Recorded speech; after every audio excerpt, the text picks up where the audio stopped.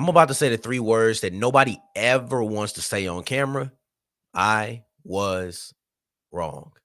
Oh, yeah. It's Locked On HBCU. Play my music. You are Locked On HBCU, your daily podcast covering HBCU sports.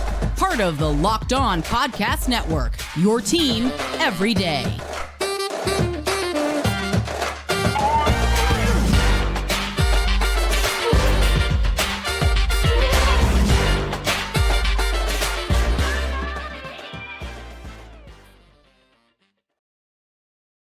What's going on, family? Welcome back to another episode of the Locked On HBCU podcast, your number one daily one-stop shop for everything HBCU athletics, Monday through Friday, part of the Locked On Podcast Network, your team every day. And I, of course, am Darian Gray, a.k.a. the Mouth of the South, Texas Southern alum and former TSU Herald sports editor and current contributing writer at USA Today's Saints Wire.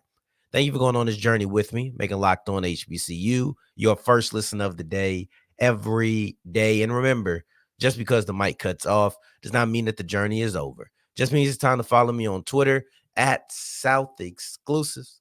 Starts with an S and ends with an S. Today's episode is brought to you by FanDuel. Go to FanDuel.com/locked on to make every moment more. And right now, new customers to FanDuel will get $150 back in bonus bets when you make a $5 bet, win or lose. We wrap up today's episode with a look at the announcement that Benedict College is about to make an announcement on who is going to be their new head football coach this Thursday. Prior to that, we'll be looking at North Carolina A&T men's basketball player Landon Glasper and how he just got some national acclaim.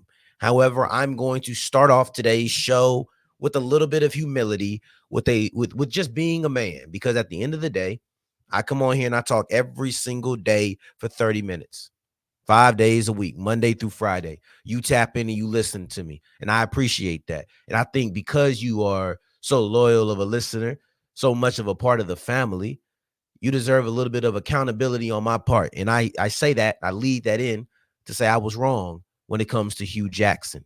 Hue Jackson is in conversations with Morehouse College to be their new head football coach. And I didn't think this was a possibility. I've pressed this button so often, one could accuse me of hating. I've pressed this button so often, one could accuse me of being unfair towards Hue Jackson. And the button that I'm referencing, the sentiment that I expressed relatively early in his Grambling tenure, is this was his last opportunity to be a head coach. If he failed, it was done for him. Now, there was a little bit of a honeymoon period. There was a point in time in which I was like, oh, Hue Jackson is great, right? I was especially around the time, it was like, okay, you had Dion first, then I think Eddie came before Hue, then you had Hue, right? Yeah, I think that's exactly how it happened. So you're looking at three coaches who have NFL ties and have a lot of name recognition. So I remember there was a slight honeymoon period, but it didn't take long for me to get to the point where I'm saying, hey, this is Hue's last opportunity to be a head football coach. And I meant that. I meant that with so much conviction, I won't back away from it. Now, I don't remember if I spoke about D2. Maybe I said I didn't think he was going to go to the Division II ranks. Maybe I overlooked Division II. I don't exactly remember. For some reason, saying I don't think he'll go to the D2 ranks sounds the most familiar. But either way, I was wrong. Like, neither one of those clears me up any. Now, I'll say this.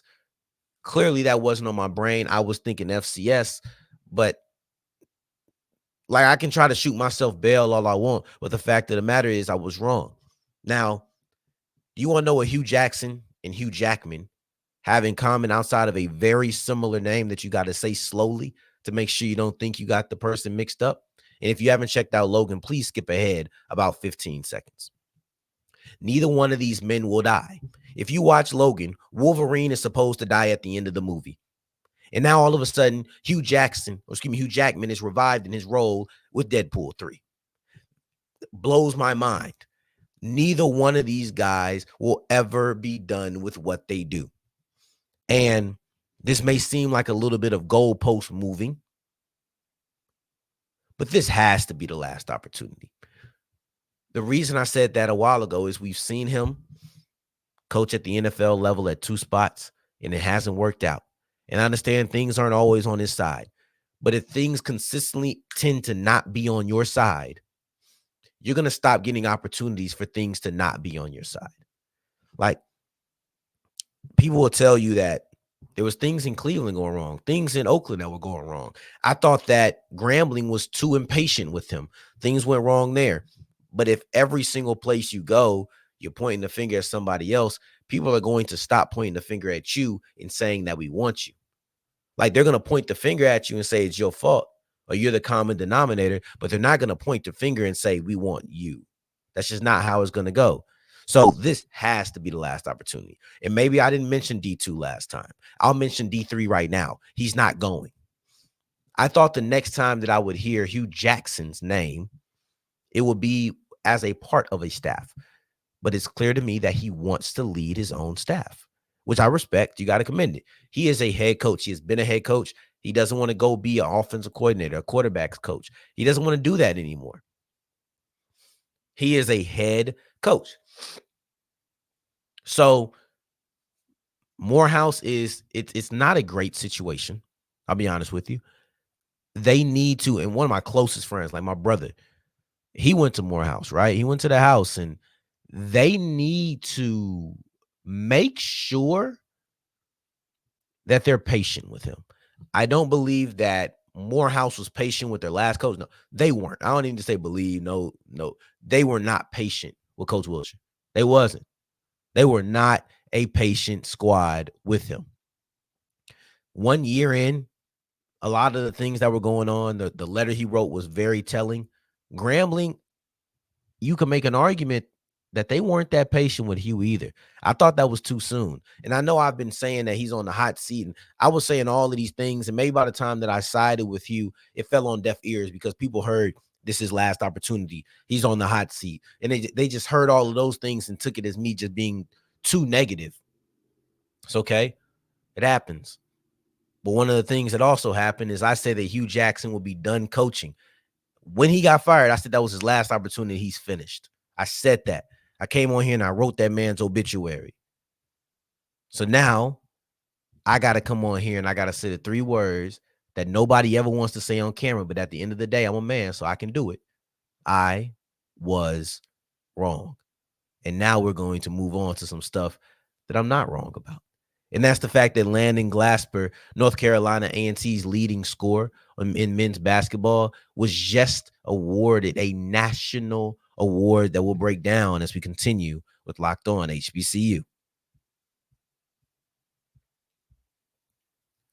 As we continue rolling on today's episode of Locked On HBCU, today's episode is brought to you by FanDuel. And FanDuel is the official sports book of the Locked On Podcast Network. Now, my Pelicans went crazy today. They went ballistic against the Jazz. If you put some money down on the Pels, you won. If you're new to FanDuel and you put some money down on the Pels, then you won 2 times over, because no matter if you win or lose, but in this case, you won. You put down a $5 bet, you get $150 back in bonus bets if you are new to FanDuel. It's just that simple. It's just that exciting. So go to FanDuel.com/lockedon. That's FanDuel.com/lockedon to make every moment more. Of course, you could do the NBA, could do the NFL playoffs because they're coming up. You only have 3 games left. You could go with the NHL is back. There's so many things for you to do that there's no reason for you not to go to the website and look for it. That is FanDuel.com/lockedon, FanDuel.com/lockedon. And remember, if you're new to FanDuel, you get $150 back in bonus bets with a $5 bet.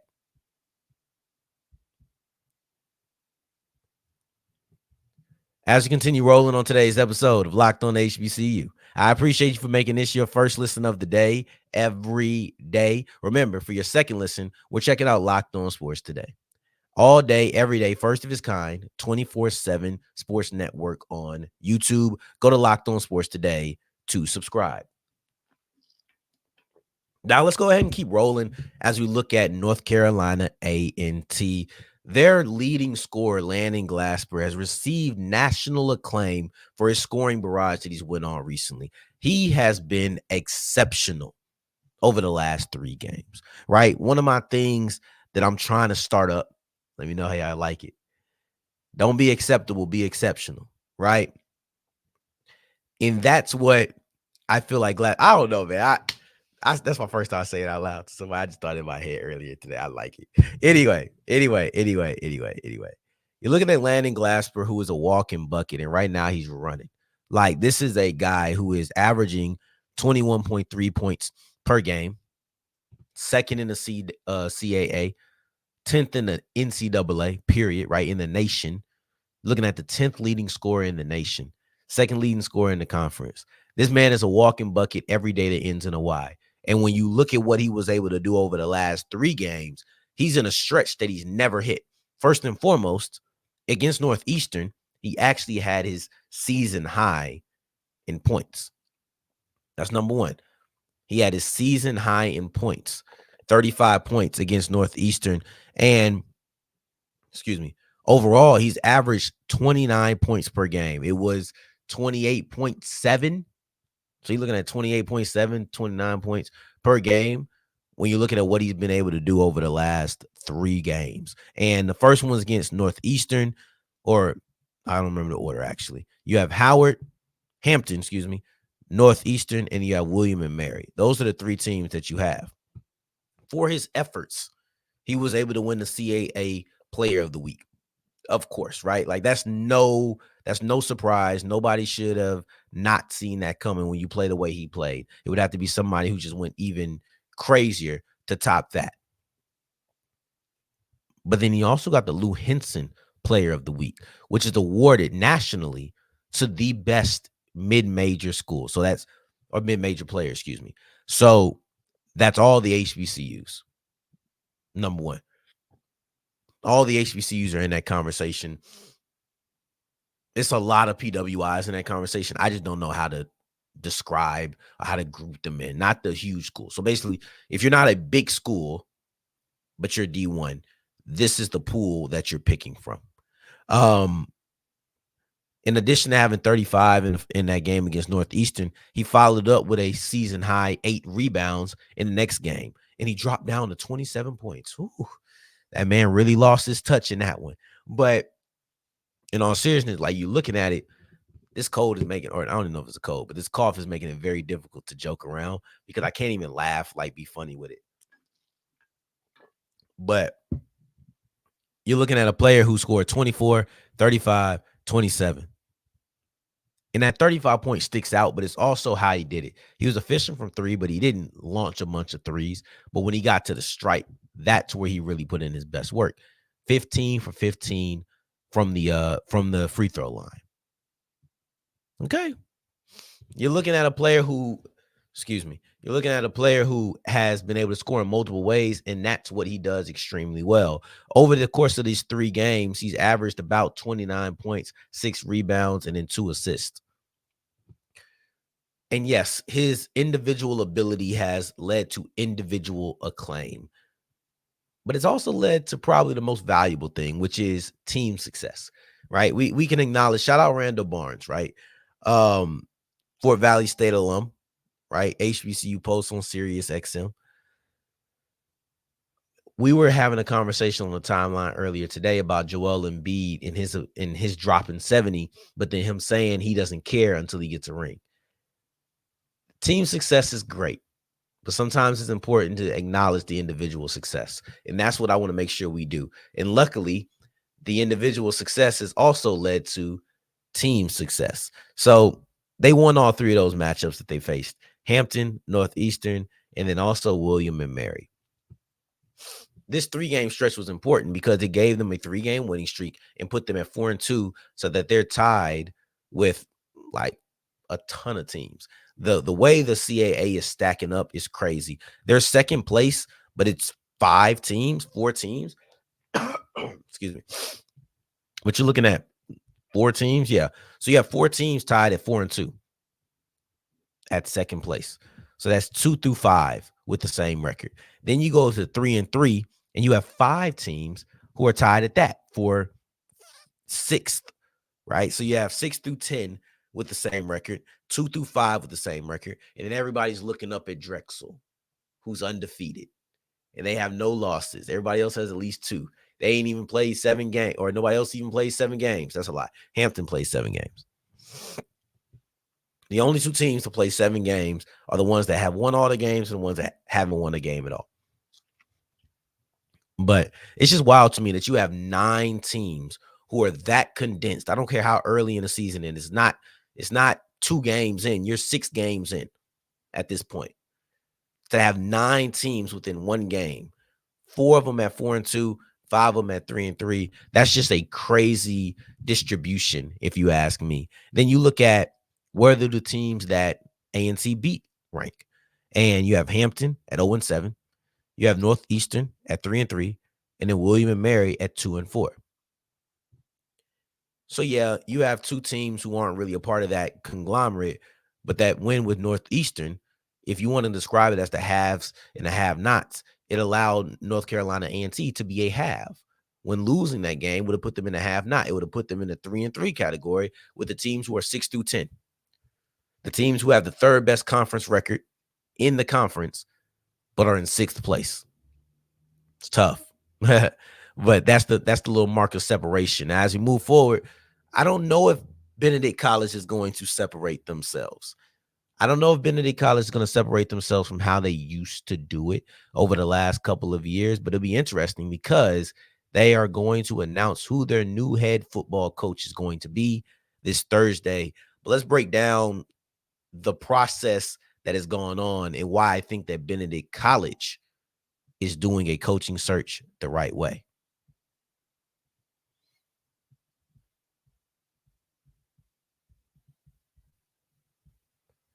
As wrapping up today's episode of Locked On HBCU, I appreciate you for making this your first listen of the day, every day, making it all the way to segment 3. And I thank you 2 times for that. Now, Benedict College will name their new head football coach on Thursday. And this coaching search has flew so under the radar that even I began to forget about it. This has flown under the radar for a couple of reasons. One, everybody wanted their coach to leave.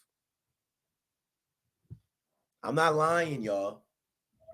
I'm not lying. Everybody was looking, where is Chennis Berry going to go? He didn't leave last year, so we know he's leaving this year.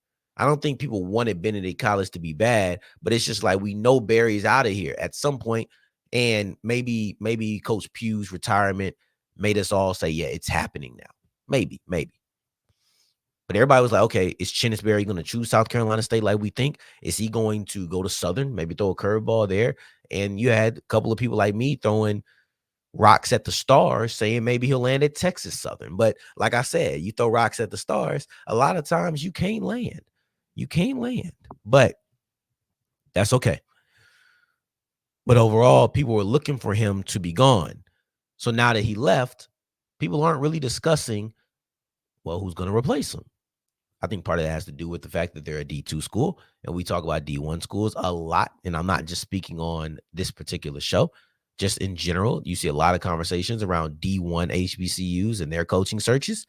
And speaking of which, you've had very prominent coaching searches that have had very public actions to where you're not looking at anybody else. I'm looking at FAMU. I'm looking at Texas Southern because they ran this the way I wouldn't want to run it. Benedict College had the coaching search the way I would like for it to be. My coach left. Big story. Relatively quiet. Actually, it was silent. Then they're about to hire somebody. They'll hire them. That'll be the big story. That's the way that I'm looking at it. That's what I would want. On a show like this where we are essentially national, right? Because I'm covering so many HBCUs. I'm not discussing many coaching processes. And if I do, it's a problem or the end is near. How I'm covering this right now, despite the fact that Benedict has not named a head coach, is because the end is near. How I covered FAMU is because they had mess. That back and forth publicly with the alumni and the athletic director, no bueno. But who am I to sit around and cast judgment? Because I'm surely not. I'm a Texas Southern alum. How we did Fred McNair and Andre Johnson, having them wearing it out for a month, only to see another guy come in because you went through 3 board meetings and you couldn't approve anybody. That's not how you're supposed to run a coaching search. That's not what I would want for you to talk about if I was the one doing a coaching search. So I think that BC has done their job the right way. That's me, at least. That is me. Coaching searches are not supposed to be a big deal. Not the process of them. Not the process. Maybe if you're doing a show specifically about a school, specifically about a team, and you're honed in, yes, then you cover it. Then everything I said about that's not the reason you want to be in the conversation, that's out of the window. If I cover Benedict College specifically, I would want to know about the ins and outs of the coaching search so that I can bring that information to you. That's a different conversation, but I'm national. I got to worry about Texas Southern. I got to worry about FAMU. I got to worry about Benedict College. I got to worry about Alcorn. I got to worry about Morehouse College. I got to worry about Southern. I got to worry about Grambling. These are a bunch of coaching searches that I have to look at. I can't just go into all while covering football, transfer portals, and basketball. We have so many things to talk about that we're not just going to be like, okay, let's just look at what's happening. No, something has to happen. This is a national show. Something has to happen with BC for me to get to that point, right? So I think that this is interesting, though, because I will be fascinated to see how in-house they go. They right now have a running backs coach, their running backs coach, Devon Smith, who is the interim head coach.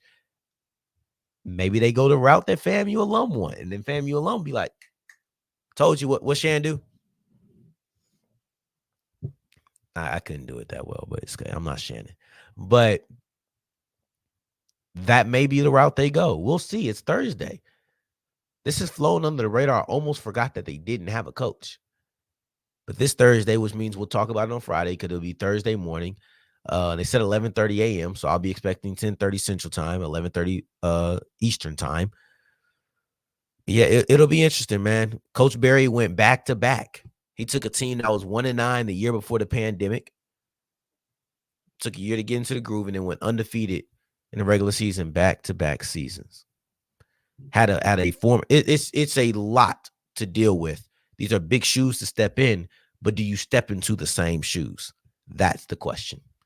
On tomorrow's episode, we'll probably, I think we're going to look at the Orange Blossom Classic again, because now it's official that Alabama State and North Carolina Central will be facing off against each other. I think that this gives a nice second week in a row of a big SWAC versus MEAC game, and we'll look at that on tomorrow's episode. In the meantime, in between time, until the next time that we hear each other, family, take care, stay blessed.